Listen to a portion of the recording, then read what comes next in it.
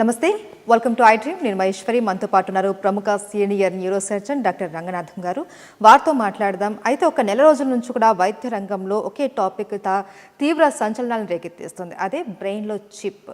ఇది వినటానికి ఎంతో ఆశ్చర్యకరంగా ఉన్నా ఇది ఎంతవరకు వాస్తవం అవాస్తవం, దీంట్లో ఎటువంటి లాభాలు ఉన్నాయి అండ్ ఎలాంటి నష్టాలు ఉన్నాయి, వీటన్నింటి గురించి కూడా సార్ని అడిగి తెలుసుకుందాం. నమస్తే సార్. నమస్తే సార్. దాదాపు నెల రోజులు అవుతోంది ఈ బ్రెయిన్లో చిప్ అమర్చడం అన్న వార్త వచ్చి. వైద్య రంగంలో ఇది ఒక పెను సంచలనంగా కూడా చాలామంది భావించారు కూడా.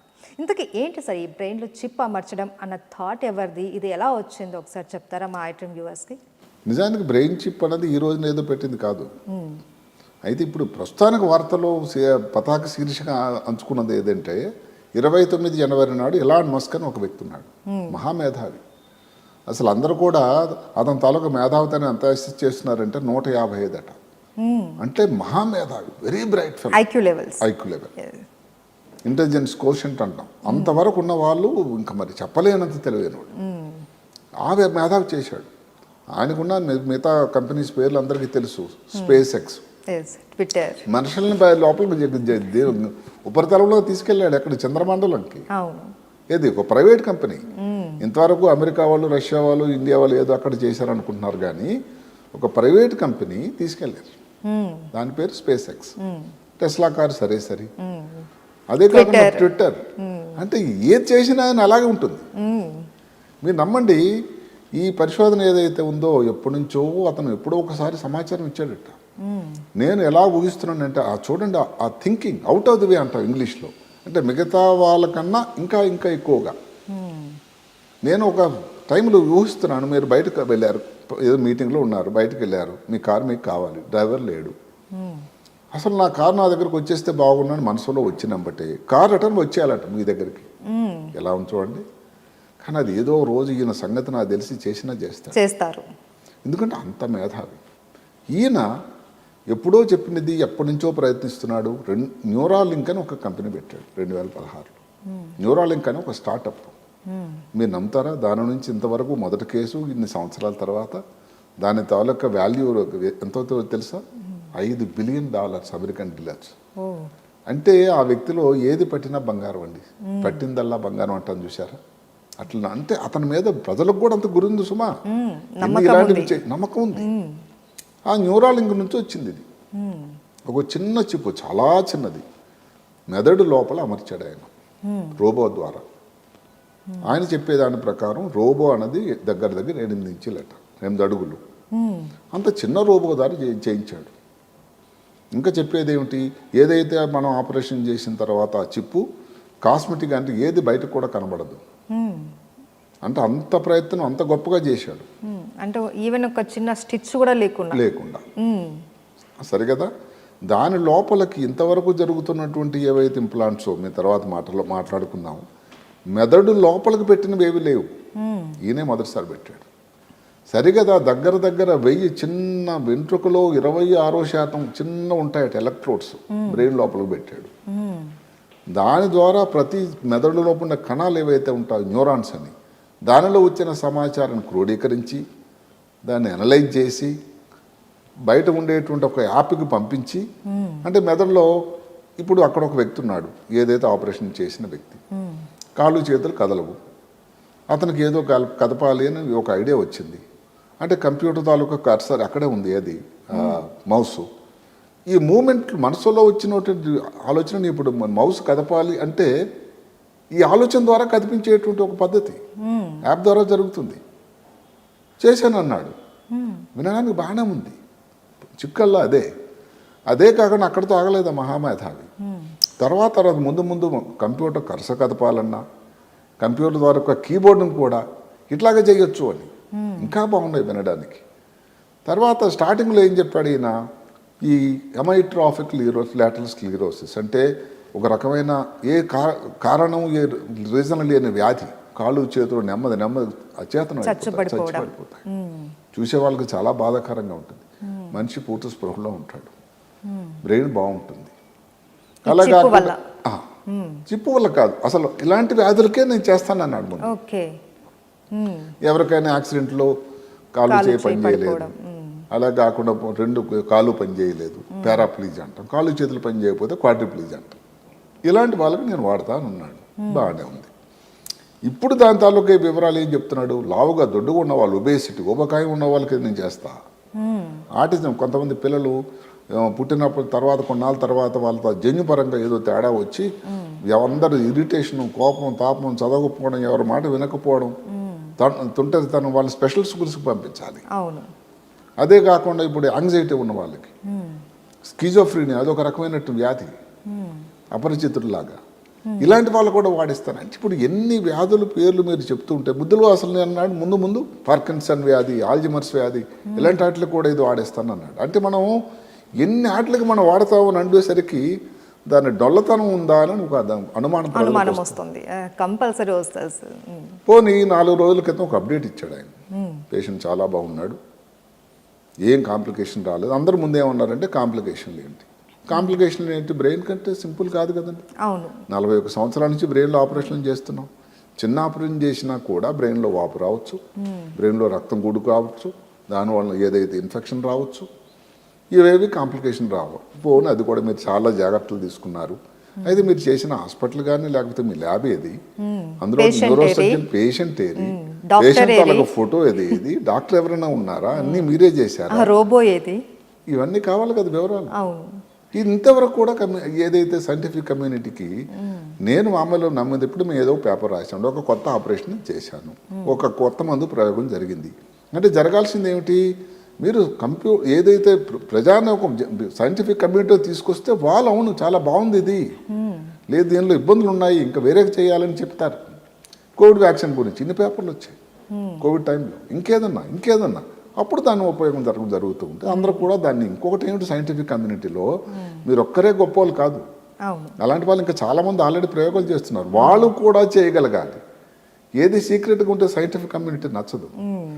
అందువల్ల ఇంత గట్టి ప్రయత్నం చేసి ఇంత $5 బిలియన్ ఎస్టిమేషన్ ఏదైతే ఉన్నటువంటి న్యూరాలింక్ కంపెనీ అందరి ముందు ఇప్పుడు చిన్నపోయేటట్టు జరుగుతూ ఉంది. అందరూ ఇప్పుడు అనుమానాలు చెప్తున్నారు, అసలు నిజంగా ప్రూఫ్ కనుక ఒకవేళ బయట పడితే వీటికన్నిటికీ ఒక నమ్మకం అనేది వస్తుంది. ఏమిటి దీని తాలూకా యూటిలిటీ ఎంత ఉంది, ఈ చిప్పుది ఓకే చాలా చిన్నది పెట్టారు సంతోషమే, కనబడదంటాడు ఎట్లా, మీరు అడిగినట్టుగా ఏది డాక్టర్ది కానీ లేకపోతే రోబోది కూడా రిపోర్ట్స్ అయినా ఉండాలి కదా, ఒక చిన్న వీడియో పెట్టేస్తాడు. ఆయనకి ఇంకోటి ఉంది వీడియో తాలూకా, అది స్పేస్ ఏదైనా ఉంటుంది దాని పేరు, అయిందే సేమ్ ట్విట్టర్ లాగే ఆ కంపెనీదే ఎక్స్దే, దాంట్లో మెసేజ్లు అప్పుడు పెడుతూ ఉంటాడు చిన్న వీడియో, ఆయన మాట్లాడతాడు. ఇవన్నీ అందరికీ నమ్మకం కలిగించవు. అదే కాకుండా ఇంకా కొంతమంది ఇప్పుడు ఏం చెప్తున్నారంటే నిజానికి బ్రెయిన్లో పెట్టాల్సినంత అవసరం లేదు, అంత రిస్క్ తీసుకోవాల్సిన అవసరం లేదు. ఇంతకుముందే చాలామంది బ్రెయిన్ పైన ఉపరితలం మీద అయితే స్కల్ భాగం మీద ఉండే స్కాల్ప్ అని అంటాం, ఈ చర్మం దాన్ని స్కాల్ప్ అంటాం, దాని కింద పెట్టి సరిపోతుంది. బ్రెయిన్ లోపలికి ఏదైతే వెయ్యి చిన్న చిన్న దారపోగుల కన్నా ఏది మనం వెంట్రుకల కన్నా చిన్నవైనా కానీ బ్రెయిన్లో పంపిస్తే దాని ఇబ్బంది దానికి ఉంటుంది, అది కూడా అవసరం లేదు. ఎవరు ఇంకో సింక్రాన్ కంపెనీ వాళ్ళు ఇక్కడ రక్తనాళం ఉంటుందండి, దాని పేరు కెరటిడ్ ఆర్టరీ అంటాం, దాని లోపలికి నానో కంప్యూటర్ పెట్టారు చిప్పు, అక్కడ నుంచి అది బ్రెయిన్లో ఉన్నటువంటి ఏదైతే ఫైరింగ్ నెట్వర్క్ వస్తుందో, ఏవైతే పొటెన్షియల్స్ అంటామో యాక్టివిటీ ఉంటుందో బ్రెయిన్ కంటిన్యూస్గా పనిచేస్తూ ఉంటుంది. వ్యక్తి పడుకున్నా పనిచేస్తున్నా ఏ పని చేస్తున్నా సర్వకాల సర్వావస్థలుగా ఎందుకు పనిచేస్తూ ఉంటుంది. గుండెకి ఎలాగైతే రికార్డింగ్ వస్తే ఈసీజీ అంటాం, బ్రెయిన్కి మనం చేసే రికార్డింగ్ని ఈఈజీ అంటాం, ఎలక్ట్రోఎన్సెఫ్లోగ్రామ్, అందులో కనబడుతూ ఉంటుంది. ఒకసారి 24 గంటలు ఈజీ చేస్తూ ఉంటాం. ఈ పొటెన్షియల్స్ అన్ని ఇక్కడ నుంచే పికప్ అవుతున్నాయి, ఇబ్బందులు తెలిసిపోతూ ఉంటాయి. కర్సర్ కల్పించడం కూడా మేము చేసాం, ఇది ఇప్పుడు 2004లోనే చేసాము, ఎక్కడో క్లీవ్లాండ్ ఒహాయో అని కూడా వాళ్ళు చెప్పారు. ఇప్పుడు ఇలాంటివి ఇన్ని విషయాలు వచ్చినప్పుడు మాస్ గారు ఆలోచించాల్సింది ఏంటంటే ఇప్పుడు సమయం వచ్చింది అందరికీ కాన్ఫిడెన్స్లో తీసుకొని ఇన్ని వివరాలు చేయాల్సిన అవసరం ఉంది అని. ఆయన గోప్యంగా ఉంచి సీక్రెట్గా ఉంచడం వల్ల సైంటిఫిక్ కమ్యూనిటీ తాలూకా నమ్మకాలు సడలిపోతున్నాయి, ఇప్పుడు అందరికీ అనుమానాలు ఎక్కువ అవుతున్నాయి. అండ్ సార్ ఒకవేళ ఎలన్ మస్క్ గారు తీసుకొచ్చిన ఈ బ్రెయిన్ చిప్ అన్నది నిజంగానే అయ్యి ఇది కనుక మనుషులు అమర్చే విధానం వచ్చింది అని అనుకోండి, భవిష్యత్తు ఎలా ఉంటుంది అంటే ఇప్పుడు ఒక బ్లూటూత్ ద్వారా దాన్ని ఆపరేట్ చేసే విధానం అంటున్నారు, దానివల్ల చాలా నష్టాలు కూడా ఉంటాయి. సో దాని గురించి మీ ఒపీనియన్ ఏంటి సార్? భవిష్యత్తు అయితే బంగారం అని చెప్తాను.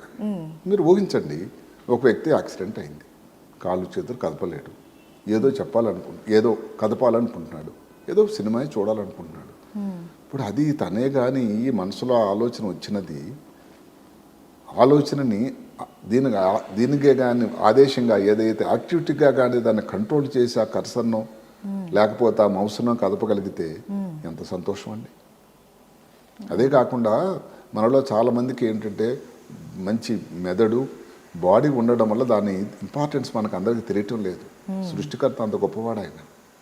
ఏదన్నా కారణం వల్ల ఎవరికైనా చేతులు లేవనుకోండి, మనం చెప్పుకున్న పార్కిన్సన్ వ్యాధి పని చేయట్లేదు, ఆల్జిమర్స్ వ్యాధి పని చేయట్లేదు, పెరాలసిస్ వచ్చింది. ఎన్ని వేల మంది అండి ప్రపంచంలో యాక్సిడెంట్లు అయి ఉన్నవాళ్ళు. అందులో నా యాక్సిడెంట్ గురించి ఆలోచిస్తే యువకులు అంటే జీవితాంతం అలా ఉండిపోతారా అని ఇంతవరకు ఉన్న పరిస్థితుల్లో ఈ చిప్పు ద్వారా కానీ మూమెంట్ తను చేయగలిగిన చాలా వరకు చేయగలుగుతున్నాడు. మెదడులో నియంత్రణ ఉంటుంది, దానిలోనే ఉంటుంది, తన చేతిలో ఉండదు, తన ద్వారా నియంత్రణ, తన ఆలోచన ద్వారా నియంత్రణ అవుతుంది అనే ఆలోచన అసలు వాళ్ళు గర్పరచట్లేదు. కాబట్టి అది చాలా ఉపయోగకరంగా ఉంటుంది.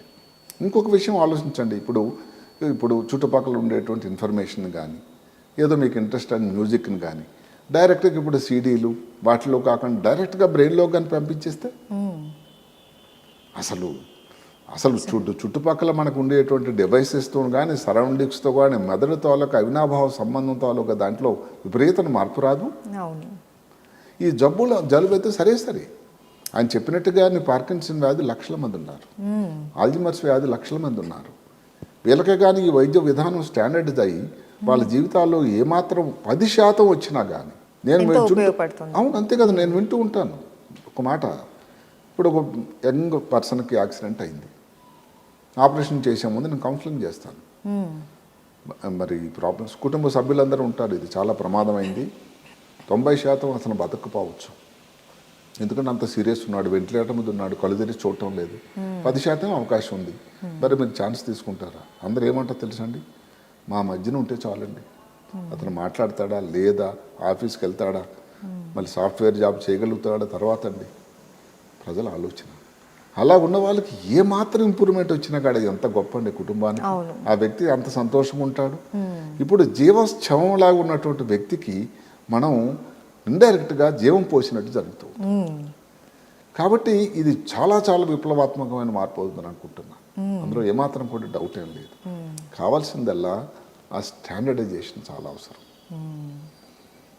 కాబట్టి చుట్టుపక్కల మన పరిసరాలతోని ఉండే డివైస్తోని మమేకమై వ్యక్తి అదే కానీ చేయగలిగితే ఎంత తెలివైపోతుందండి బ్రెయిన్. అదే కాకుండా బ్రెయిన్ లోపల మెమరీ పెరగడానికి కూడా లెర్నింగ్ ఫాస్ట్గా లేవండి. కొంతమంది స్లో లెర్నర్స్ ఉంటారు పిల్లలు, వాళ్ళు లెర్నింగ్ చేయడానికి ఇది పెడితే మనం ఒక ఆలోచిస్తున్నాం థీమ్, అది జరిగిందా లేదా ఇంకా జరగలేదు, ఆయన ఆలోచనలు ఇవన్నీ అది జరిగితే అసలు ప్రపంచం నిండా తెలివైన వాళ్ళు అయిపోరు, ఎంత సంతోషంగా ఉంటుంది. ఇబ్బందుల్లో అక్కడే ఉంది కూడా. మీరు అడిగారు తర్వాత దీనిలో ఇబ్బందులు ఏమున్నాయని, ఇందాక చెప్పినట్టుగా ఇదేంటి ఇన్ఫెక్షన్ ఉంటుందండి, కాంప్లికేషన్స్ ఉంటాయి, బ్రెయిన్లో వాపు రావచ్చు. అదే కాకుండా ఇంప్లాంట్ అన్నది శరీరంలో అందరూ గమనించాల్సింది ఏమిటంటే ఫారిన్ బాడీ, అంటే శరీరంలో నార్మల్గా ఉండేది కాదు. ఫారిన్ బాడీ అంటే ఫారిన్ బాడీ అవుతుంది. ఏది చేసినా యూరిన్ కేసిన చూపు కానీ గుండెలో చేసేటువంటి స్టెంట్ కానీ ఏదన్నా ఫారిన్ బాడీ ఏం జరుగుతుంది, కొన్నాళ్ళ తర్వాత అది శరీరంతో విభేదించవచ్చు. ఇంకొక వ్యక్తి తీసిన తాలూకా కిడ్నీ మూత్రపిండం పెడితేనే దానివల్ల రిజెక్షన్ అంటాం, ఇబ్బంది వస్తుంది. ఫారిన్ బాడీ రిజెక్షన్ అవదా దానివల్ల బ్రెయిన్లో, దానివల్ల వచ్చేటువంటి చాలా నెగిటివ్ కాంప్లికేషన్స్ ఎంత అంతా కాదు. అండ్ ఇంకొకటి బ్లూటూత్ ద్వారా దాన్ని కంట్రోల్ చేయొచ్చు అంటే ఒక మనిషిని హ్యాక్ చేసే ప్రమాదం కూడా చాలా హెచ్చుగా ఉంది. ఈ రోజున మన బ్యాంక్ అకౌంట్ హ్యాకింగ్ అయిపోయింది, నా మొబైల్ హ్యాక్ అయిపోయింది, అకౌంట్స్ ఏదో డిఫెన్స్ మినిస్ట్రీ తాలూకా ఏవో గణాంకాలు హ్యాక్ అయిపోయినాయి, సీక్రెట్స్ హ్యాక్ అయిపోయినాయి ప్రతి వాళ్ళు అంటున్నారు. అట్లాంటిది మనిషే హ్యాక్ అయిపోతే అక్కడ కంప్యూటర్స్ సంగతి దేవుడు అరగండి, మనిషి తాలూకా మెదడు కానీ హ్యాకింగ్ అయిపోతే ఎంత ప్రమాదం, ఇంకా ప్రమాదం. అదే కాకుండా ఇంకొకటి ఏం చెప్పాడు ఆయన, మనిషి తాలూకా ఇందాక అనుకున్నట్టుగా మెమరీని, తెలివితనాన్ని, తొందరగా నేర్చుకోవడాన్ని కూడా పెంచవచ్చు అని. ఇప్పుడు ఎంతోమంది కుబేర్లు ఉన్నారు అమెరికాలో, విదేశాలు, మన దేశంలో కూడా కోట్లాధిపతులు చాలా ఎక్కువ మంది అవుతున్నారు ఈ మధ్య. అతనికి ఏదో మూడు వచ్చింది, ఇంకా నా తెలివి పెరగాలి, ఇంకా నేను బిజినెస్ పెంచేయాలని ఏదో చిప్ పెట్టించుకుంటాడు. కాంగ్రెస్ ఇది కాస్ట్లీది. అవును. ఎట్లా ఉంటాడండి? మిగతా వాళ్ళు ఎవరు పట్టుకోగలరు ఆయన్ని? ఇంటి దగ్గర వాళ్ళు సరే సమాజంలో కూడా ఎవరు పట్టుకోలేరు ఆయన్ని. అలాంటి పరిస్థితి కానీ వస్తే తారతమ్యాలు పెరగవా? ఇప్పటికే నల్ల జాతీయులు, శ్వేత జాతీయులు, ధనికులు, పేదవాళ్ళు, తర్వాత ఈ పలానా కులము, ఈ కులము, దక్షిణ భారతదేశం, ఉత్తర భారతదేశం, ఇలాగా అల్లకల్లోలం అయిందే ప్రపంచం. దీని వలన ఇంక ఎంత ప్రాబ్లం అవుతుంది? ఇంక ఈ మధ్యన మీరు వినలేదు కానీ అమెరికా నుంచి తిరిగి వలస వెళ్తున్నారు. అమెరికా నిజానికి వలస దేశం. ప్రపంచంలో మిగతా దేశాలు అందరు వెళ్ళి చైనా వాళ్ళు, మన వాళ్ళు, జపాన్ వాళ్ళు, మెక్సికో వాళ్ళు వచ్చి నివసిస్తూ వాళ్ళు కష్టపడి పనిచేసి వ్యాపారాలు చేసి అమెరికా సమృద్ధి అవ్వడానికి, ఇంత సంపన్న దేశం అవడానికి ఈరోజు కారణం అడిగింది. అమెరికాలో ఉన్న బ్లాక్స్ తిరిగి వాళ్ళ ఆఫ్రికా దేశాలకు వెళ్ళిపోతున్నారు. ఇది కొత్త కథను 2 రోజుల క్రితం చదివాను. దానికి ముద్దు పేరు బ్లాక్సిట్ అని. ఇంతవరకు ఉన్న పేరు బ్రెక్సిట్ అని. బ్రెక్సిట్ అంటే బ్రిటన్ ఎగ్జిటింగ్, అంటే ఈ యూరోపియన్ యూనియన్ నుంచి బయటకు వచ్చేసారు బ్రిటన్ వాళ్ళు, ఎందుకో కారణాలు వాళ్ళకి. ఇప్పుడు బ్లాక్సిట్ అంటే బ్లాక్స్ అమెరికా నుంచి వెళ్ళిపోతున్నారు. అలాంటి సమయంలో ఇలాంటి చిప్పులు వచ్చినట్టయితే అసలు అమెరికా పూర్తిగా ఖాళీ అయిపోదు. ఎవరైనా ఉంటారా ఆ దేశంలో? అంటే ఇవన్నీ థియరిటికల్, ఒక సైన్స్ ఫిక్షన్ సినిమా లాగా ఉంది. కానీ ఈయన కానీ చేసేటువంటి పని కానీ నిజమైతే కొన్ని ఇబ్బందులు కూడా లేకపోలేదు. అయినా కానీ మీరు ఒక మాట అడగండి, డాక్టర్ గారు మీరు ఏమిటంటారు అసలు? 100% నా ఒపీనియన్ అది ఏదైతే ఉందో చెప్పినట్టుగా ఎంతో మందికి అది ఒక గొప్ప జీవితాన్ని ఆపాదించినటువంటి సాధనం అవుతుంది. ఎన్నో జబ్బులకి అది ఉపయోగకరంగా అవుతుంది. ఈవెన్ చెప్పిన ఇన్ని జబ్బుల్లో కానీ దానికి ఏమాత్రం ఉపయోగం వచ్చినా చాలా గొప్పగా దానికి ఇంప్రూవ్మెంట్ వచ్చినట్టు అవుతుంది. కాబట్టి నేను తప్పకుండా దీన్ని స్వాగతిస్తాను. ఇలాంటి సైన్స్ అన్నది ఎప్పుడూ నిరంతర ప్రగతి అండి, ప్రవాహంలాగా వెళ్తూ ఉండాలి. కాబట్టి దాన్ని ఎవరు ఆపలేరు. అలాగే అనుకుంటే కోవిడ్ వ్యాక్సిన్ వచ్చేదా? కోవిడ్ వ్యాక్సిన్ లేకపోతే సెకండ్ వేవ్లో ఎన్ని లక్షల మంది చనిపోయారో అని మనం మర్చిపోయామా? ఆ రోజు కోవిడ్ వ్యాక్సిన్ వస్తే అది అయిపోతుంది ఇది అనుకున్న వాళ్ళందరికీ ఏమైంది? కాబట్టి చిన్నది ఇబ్బందులు అయితే ఉండొచ్చును, అది నేను కాదని. కానీ ఈయన చెప్పిన ఎన్ని కూడా సీక్రెట్గా ఉంచడం వల్ల నిజానికి ఇంత గొప్ప ఉపయోగం ఉందా? అంత గొప్ప పరిశోధనని గోప్యంగా ఉంచడం ఎట్టి పరిస్థితుల్లో కూడా ఇది మంచి కరెక్ట్ కాదు, శ్రేయస్కరం కాదు. ఏదేమైనప్పటికీ ఇలాంటి ఒక చిప్ వస్తే వైద్యపరంగా ఇది మంచి విజయాన్ని సాధిస్తుంది, ఎంతో మందికి ఉపయోగపడుతుంది. కానీ సాంకేతిక పరంగా మాత్రం కొద్దిగా ఆటుపోట్లు మాత్రం ఎదుర్కోవాల్సి వస్తుంది.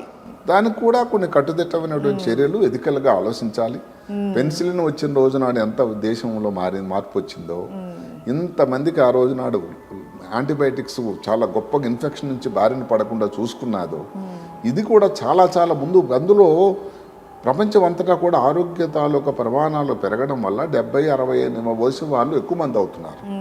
ఈ జబ్బులు ఎక్కువ మనం చెప్పుకున్నవన్నీ కూడా ఆ వయసులో వచ్చినవి. 50 తర్వాత వాళ్ళందరినీ మనం నెగ్లెక్ట్ చేయలేం కదా. వాళ్ళ మీద కూడా భారతదేశానికో లేకపోతే ప్రపంచ దేశాలకు వాళ్ళ బాధ్యత ఉంటుంది కదా. వాళ్ళకు కూడా ఎంతో ఉపయోగకరం ఉంటుందని నేను అనుకుంటున్నాను. ఈ బ్రెయిన్ చిప్ అన్నది వస్తుందా, వైద్య రంగంలో ఒక విప్లవం సాధిస్తుందా అన్నది మనకు ఇంకా మీదటనే తెలియాలి. తప్పకుండా వేచి చూడాలి. అంతే sir. Right. Thank you so much sir. నమస్కారం.